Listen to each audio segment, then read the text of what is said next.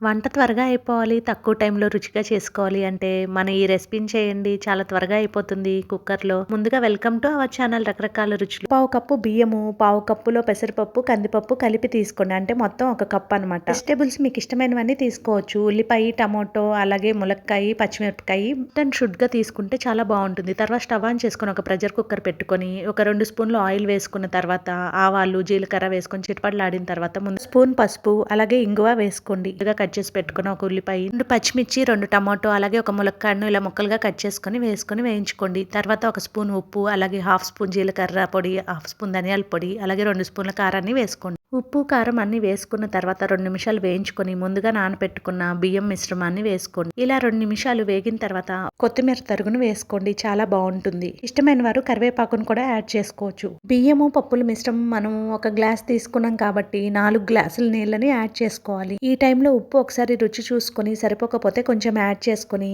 Cooker మూత పెట్టుకొని 5-6 whistles వచ్చేదాకా చక్కగా మీడియం ఫ్లేమ్లో పెట్టుకొని తర్వాత స్టవ్ ఆఫ్ చేసేసుకోండి. ప్రెషర్ అంతా రిలీజ్ అయ్యాక చక్కగా మూత ఓపెన్ చేసుకుంటే మన రెసిపీ రెడీ అయిపోతుంది.